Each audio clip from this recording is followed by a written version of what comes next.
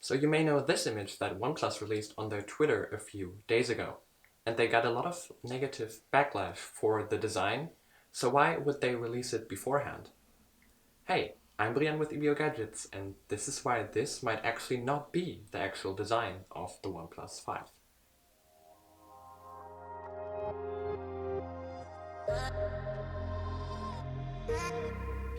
Now there are of course reasons that speak for OnePlus releasing the design beforehand and this actually being the real design. They could take a lot of momentum out of the leaks, and they could get a lot of attention for what they did. And also, they could even get feedback for the design before the launch, so they know how to market it.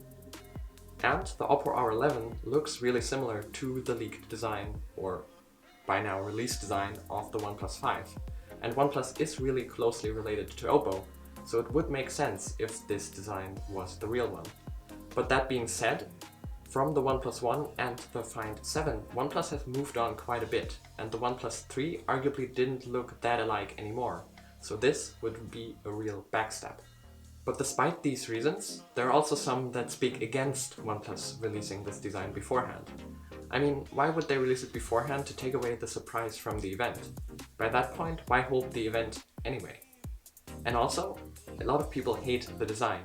And I think that OnePlus could have known this before because that design leaked before and people were saying that they didn't like it.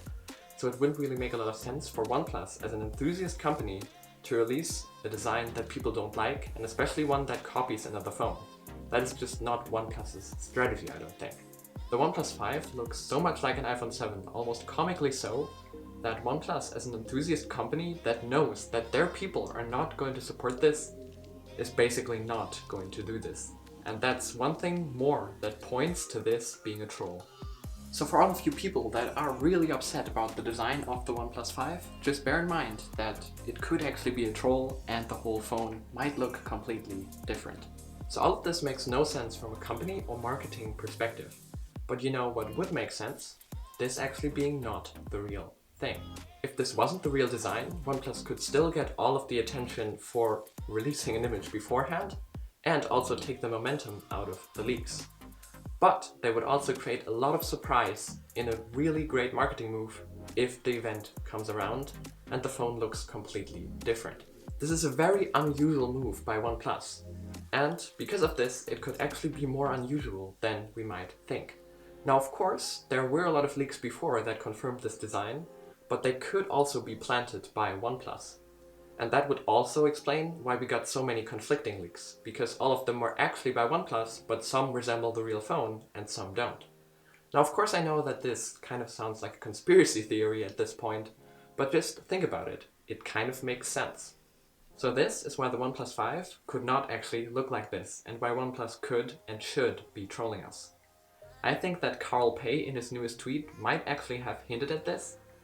And just think about it again, what an amazing marketing move this would be if they trolled all of the industry and had so much coverage on this, and then it looks completely different. Now I'm of course not saying that this is the truth, especially now that OnePlus released a teaser that may or may not be fake, but it is an interesting thought and a nice hope nonetheless. But no matter what happens, we'll know when the real launch comes around if this is the truth or if OnePlus is not as smart as I think.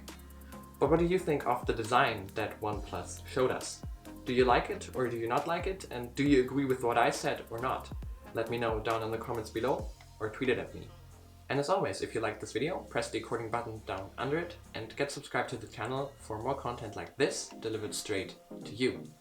You should also check out the previous videos I did on similar topics and click follow on Twitter for exclusive content and behind the scenes info. I actually posted this there already yesterday. You should also visit the website for interesting articles on topics like this. But with that, I want to thank you all for watching, and I'm going to see you in the next video. Bye!